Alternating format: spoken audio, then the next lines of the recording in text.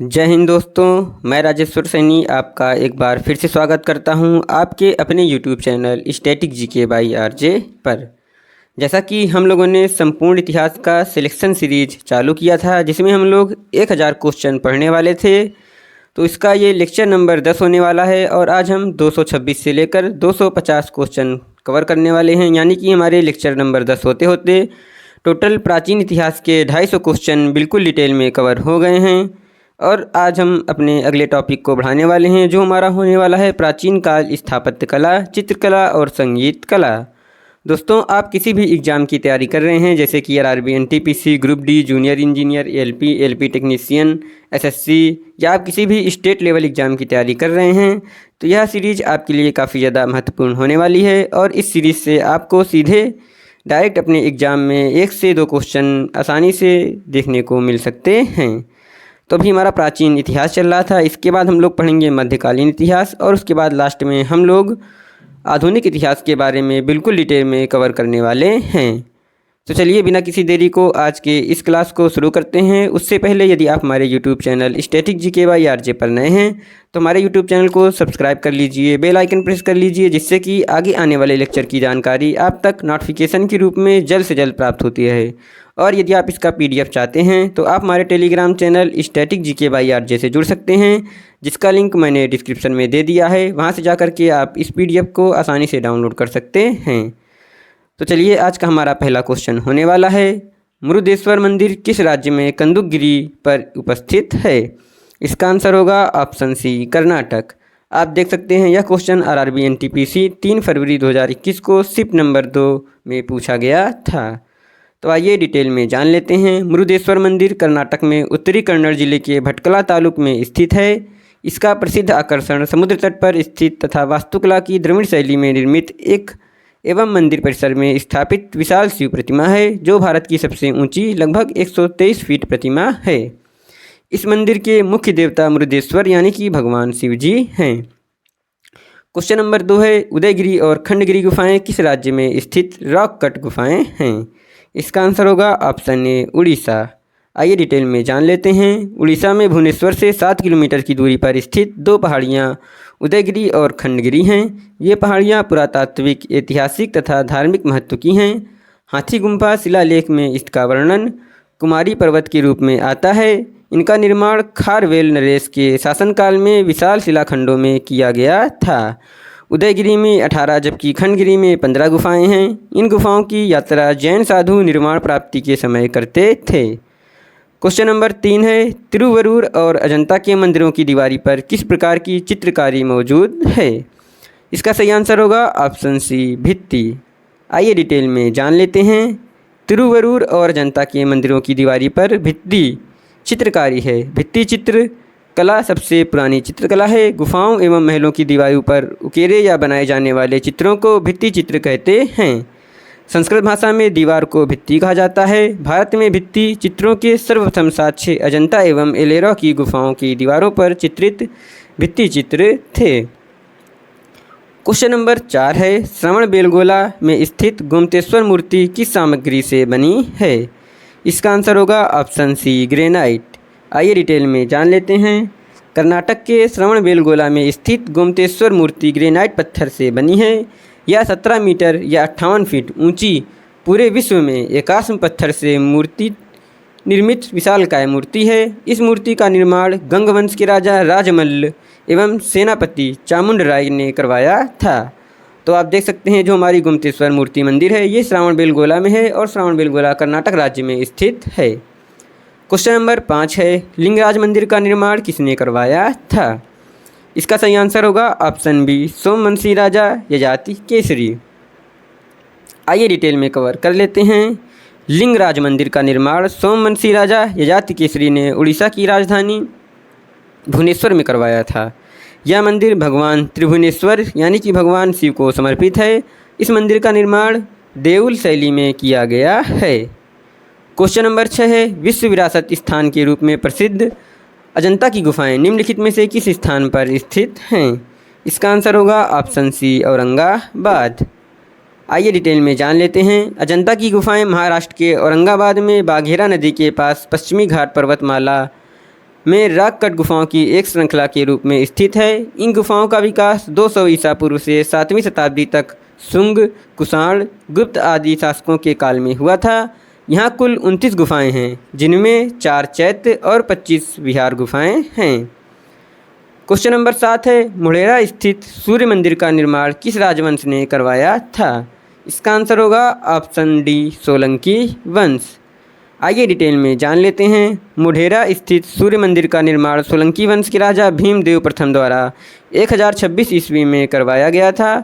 यह मंदिर गुजरात के मेहसाणा जिले के मुढेरा गांव में पुष्पावती नदी के किनारे अवस्थित है। सोलंकी वंश को सामान्यतः गुजरात के चालुक्य के नाम से उल्लेखित किया जाता है। सोलंकियों के भी कई अभिलेखों में उन्हें चालुक्य कहा गया है। चालुक्यों के कई नाम की शाखाएं थीं, जैसे बादामी, कल्याणी और वेंगी आदि। क्वेश्चन नंबर 8 है, निम्नलिखित में से कौन सा मंदिर मौजूदा चोल मंदिरों में से एक नहीं है? इसका आंसर होगा ऑप्शन डी, गंगई कोंडा चोलापुरम।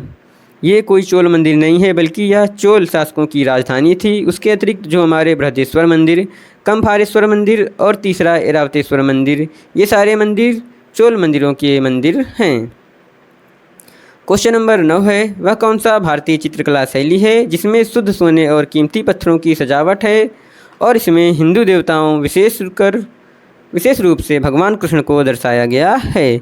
इसका आंसर होगा ऑप्शन सी, तंजौर पेंटिंग। आइए डिटेल में जान लेते हैं। तंजौर चित्रकला दक्षिण भारतीय राज्य तमिलनाडु के तंजावुर शहर का स्थानीय कला रूप है। चोल वंश की राजधानी तंजावुर में इस कला का पैटर्न फल फूला था।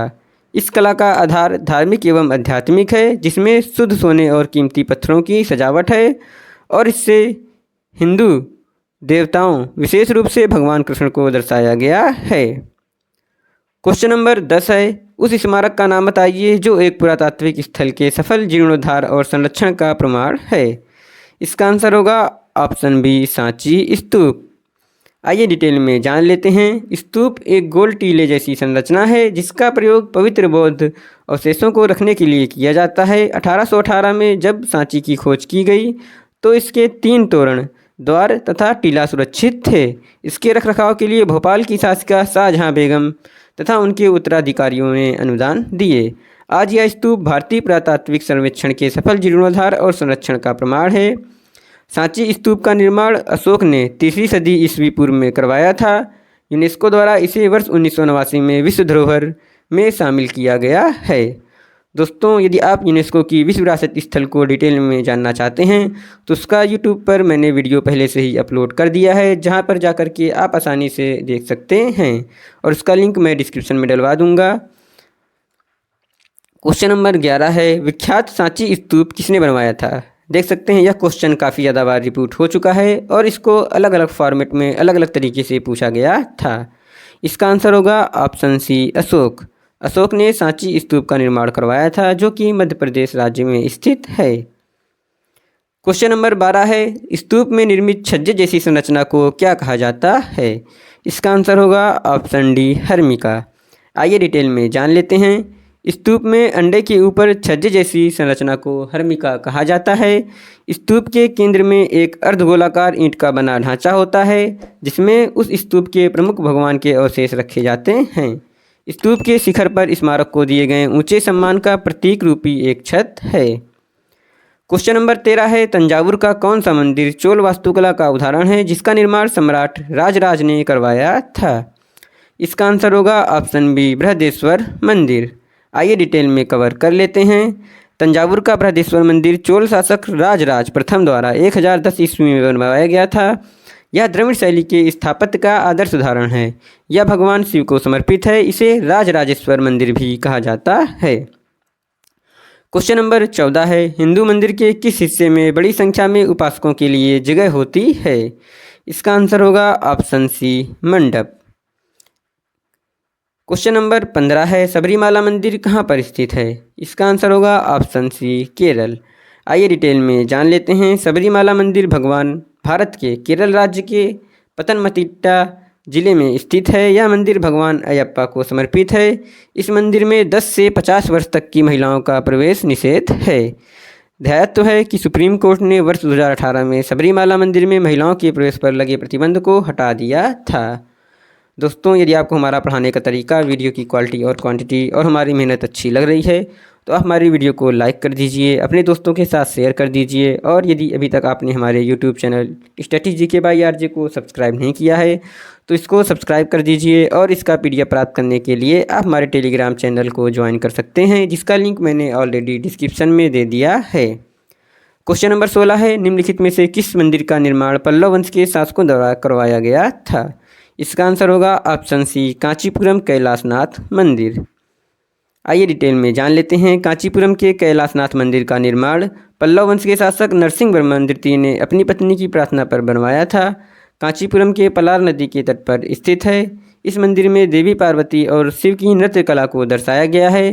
द्रविड़ शैली में बना यह मंदिर स्थापत्य कला का उत्कृष्ट नमूना है। क्वेश्चन नंबर 17 है, चित्रकला की पट्टचित्र शैली निम्नलिखित में से किस राज्य की सबसे पुरानी और लोकप्रिय कला है? इसका आंसर होगा ऑप्शन ए, उड़ीसा। आइए डिटेल में जान लेते हैं। चित्रकला की पट्टचित्र शैली उड़ीसा के सबसे पुराने एवं लोकप्रिय रूपों में से एक है। पट्टचित्र का नाम संस्कृत शब्दों में पट्ट यानी कि कैनवास या कपड़ा और चित्र यानी कि चित्रण करना से लिया गया है। पट्टचित्र कैनवास पर की जाने वाली ऐसी चित्रकला है जिसमें समृद्ध रंगों का प्रयोग, रचनात्मक रूपांकन और डिजाइनों तथा सरल विषयों का चित्रण किया जाता है। इस चित्रकारी में जगन्नाथ का चित्रण, कृष्ण लीला का चित्रण और भगवान विष्णु के 10 अवतारों का चित्रण प्रमुख है। पट्टचित्र शैली को भौगोलिक संकेत यानी कि GI टैग प्राप्त है। क्वेश्चन नंबर 18 है, अजंता की चित्रकला भारत के किस धर्म के स्वर्ण युग का प्रमाण है? इसका आंसर होगा ऑप्शन सी, बौद्ध धर्म। क्वेश्चन नंबर 19 है, अजंता गुफाओं की चित्रकारी क्या दर्शाती है? इसका आंसर होगा ऑप्शन सी, जातक कथाएं। आप देख सकते हैं दोस्तों, यह क्वेश्चन काफ़ी ज़्यादा रिपीट हो चुका है और अलग अलग टाइप से पूछा जा चुका है। तो आइए इसको थोड़ा और डिटेल में जान लेते हैं। वाकाटक शासकों के संरक्षण में अजंता की गुफाएं बौद्ध भिक्षुओं द्वारा उत्कीर्ण की गई थी। अजंता की गुफाओं की जानकारी चीनी बौद्ध यात्रियों फाइयान और हेनसांग के वात्रांतों में पाई जाती है। इन गुफाओं में आकृतियों को फ्रेस्को पेंटिंग का उपयोग करके दर्शाया गया था। इन चित्रों में सामान्यतः बुद्ध और जातक कहानियों को प्रदर्शित किया गया था। क्वेश्चन नंबर 20 है, कामाख्या मंदिर किस राज्य में स्थित है? इसका सही आंसर होगा ऑप्शन बी, असम। आइए डिटेल में जान लेते हैं। कामाख्या मंदिर असम की राजधानी दिसपुर के पास गुवाहाटी से 8 किलोमीटर दूर कामाख्या में स्थित है। यह मंदिर शक्ति की देवी सती का मंदिर है जो नीलांचल पहाड़ी पर स्थित है। प्राचीन काल से सतयुगीन तीर्थ कामाख्या वर्तमान में तंत्र सिद्धि का सर्वोच्च स्थल है। प्रत्येक वर्ष कामाख्या मंदिर में अम्बुबाची मेले का आयोजन किया जाता है। क्वेश्चन नंबर 21 है, मुंबई के निकट एलिफेंटा की गुफाओं में स्थित मंदिर किस भगवान को समर्पित है? इसका आंसर होगा ऑप्शन सी, भगवान शिव। आइए डिटेल में जान लेते हैं। मुंबई के निकट एलिफेंटा की गुफा में बने मंदिर भगवान शिव को समर्पित है। रॉक कट एलिफेंटा गुफाओं का निर्माण 5वीं से 6वीं शताब्दी ईस्वी के मध्य हुआ था। एलिफेंटा की गुफाएं 7 गुफाओं का सम्मिश्रण है, जिनमें से सबसे महत्वपूर्ण है महेश मूर्ति गुफा। 1987 ईस्वी में यूनेस्को द्वारा एलिफेंटा गुफा को विश्व धरोहर घोषित किया गया है। क्वेश्चन नंबर 22 है, ऐहोल शिलालेख निम्नलिखित में से किन शासकों से जुड़े हुए हैं? इसका आंसर होगा ऑप्शन डी, पुलकेशिन द्वितीय। आइए डिटेल में कवर कर लेते हैं। ऐहोल अभिलेख पुलकेशिन द्वितीय से संबंधित है। इस अभिलेख के रचनाकार जैन कवि रविकीर्ति हैं तथा इसमें पुलकेशिन द्वितीय तथा हर्षवर्धन के बीच हुए युद्ध का वर्णन है। पुलकेशिन द्वितीय वातापी के चालुक्य वंश का पराक्रमी व प्रसिद्ध शासक था, जिसका शासनकाल 606 से 642 ईस्वी तक था। पुलकेशिन ने गृह युद्ध में चाचा मंगलेश पर विजय प्राप्त कर राज्याधिकार प्राप्त किया। उसने श्री पृथ्वी वल्लभ की उपाधि से स्वयं को विभूषित किया था। क्वेश्चन नंबर 23 है, जो कि काफ़ी ज़्यादा महत्वपूर्ण क्वेश्चन है और यह क्वेश्चन है, बृहदेश्वर मंदिर कहाँ पर स्थित है? इसका आंसर होगा ऑप्शन बी, तंजावुर। तंजावुर में बृहदेश्वर मंदिर उपस्थित है। आइए डिटेल में जान लेते हैं। बृहदेश्वर अथवा राजराजेश्वर मंदिर तंजौर के तमिलनाडु के तंजौर यानी कि तंजावुर में स्थित एक शैव यानी कि हिंदू मंदिर है जो 11वीं सदी के आरंभ में बनाया गया था। इसे तमिल भाषा में बृहदेश्वर के नाम से जाना जाता है। यह ग्रेनाइट का बना हुआ है। यह मंदिर चोल वास्तुकला का उत्कृष्ट उदाहरण है, जिसका निर्माण चोल शासक राजराज प्रथम के शासनकाल के दौरान किया गया था। यह यूनेस्को की विश्व विरासत सूची में शामिल है। तो यह काफ़ी ज़्यादा इम्पोर्टेंट क्वेश्चन था। यदि आपसे ये क्वेश्चन पूछे कि जो हमारा बृहदेश्वर मंदिर है यह कहाँ पर स्थित है, तो आप इसका आंसर यदि ऑप्शन में तंजौर हो तो तंजौर, तमिलनाडु हो तो तंजौर तमिलनाडु लगा सकते हैं। उसके अलावा यदि पूछे कि आपका कि बृहदेश्वर मंदिर किससे बना हुआ है, तो उसका आंसर होगा ग्रेनाइट का। और किस वास्तुकला का उदाहरण है, तो इसका आंसर होगा चोल वास्तुकला का, और इसका निर्माण चोल शासक राजराज प्रथम ने करवाया था। तो काफ़ी ज़्यादा इंपॉर्टेंट पॉइंट्स थे जो मैंने आपके साथ डिस्कस कर लिए हैं। हमारा क्वेश्चन नंबर 24 है, जो कि इस वीडियो का सेकेंड लास्ट क्वेश्चन होने वाला है, और यह क्वेश्चन है पुरी के जगन्नाथ मंदिर का निर्माण किसने किया था। इसका आंसर होगा ऑप्शन सी अनंतवर्मन चोडगंग। आइए डिटेल में कवर कर लेते हैं। पुरी का श्री जगन्नाथ मंदिर एक हिंदू मंदिर है जो भगवान जगन्नाथ यानी कि श्री कृष्ण को समर्पित है। यह भारत के उड़ीसा राज्य के तटवर्ती शहर पुरी में स्थित है। जगन्नाथ शब्द का अर्थ जगत का स्वामी होता है। इनकी नगरी ही जगन्नाथपुरी या पुरी कहलाती है। इस मंदिर का निर्माण कलिंग राजा अनंतवर्मन चोडगंग देव ने करवाया था। क्वेश्चन नंबर 25 है, जो कि इस वीडियो का लास्ट क्वेश्चन होने वाला है, और यह क्वेश्चन है प्रसिद्ध सोमनाथ मंदिर कहाँ स्थित है। इसका आंसर होगा ऑप्शन सी गुजरात। आइए डिटेल में कवर कर लेते हैं। सोमनाथ मंदिर गुजरात सौराष्ट्र के काठियावाड़ क्षेत्र में स्थित है। इसे सोमनाथ ज्योतिर्लिंग भी कहते हैं। इसी क्षेत्र में भगवान श्री कृष्ण ने यदुवंश का संहार करने के बाद अपनी नरलीला समाप्त की थी। 1024 ईस्वी में महमूद गजनवी ने सोमनाथ मंदिर के हीरे जेवरात लूटकर अपने देश गजनी चला गया। इसके बाद राजा भीमदेव, सिद्धराज जयसिंह तथा विजयधर कुमारपाल ने मंदिर की प्रतिष्ठा व पवित्रीकरण में सहयोग प्रदान किया था। तो दोस्तों, हमारा लेक्चर नंबर 10 यहाँ पर समाप्त होता है। यदि आपको हमारा पढ़ाने का तरीका, वीडियो की क्वालिटी और क्वांटिटी अच्छी लगी है तो आप हमारे वीडियो को लाइक कर दीजिए। यदि अभी तक आपने हमारे यूट्यूब चैनल को सब्सक्राइब नहीं किया है तो आप हमारे YouTube channel static GK by RJ को सब्सक्राइब कर लीजिए, बेल आइकन प्रेस कर लीजिए, जिससे कि आगे आने वाले लेक्चर की जानकारी आप तक नोटिफिकेशन के रूप में जल्द से जल्द प्राप्त होती रहे। और यदि आप इसका PDF बिल्कुल फ्री में चाहते हैं तो आप हमारे Telegram channel static GK by RJ से जुड़ सकते हैं, जिसका लिंक मैंने डिस्क्रिप्शन में दे दिया है। उसके अतिरिक्त दोस्तों, यदि आप हमें अदर सोशल मीडिया में भी फॉलो करना चाहते हैं, जैसे कि फेसबुक पेज, एक्स और इंस्टाग्राम पेज पर भी फॉलो करना चाहते हैं, तो मैंने उसका लिंक अपने PDF के लास्ट वाले पेज में ऐड करा दिया है। बस आप लोगों पर टच करके साथ डायरेक्ट आप हमारे Facebook page, Instagram page, x page पर पहुंच सकते हैं। तो चलिए अपने लेक्चर नंबर 10 के संपूर्ण इतिहास को यहाँ पर समाप्त करते हैं। मिलते हैं नेक्स्ट लेक्चर में। तब तक के लिए दोस्तों, थैंक यू। जय हिंद।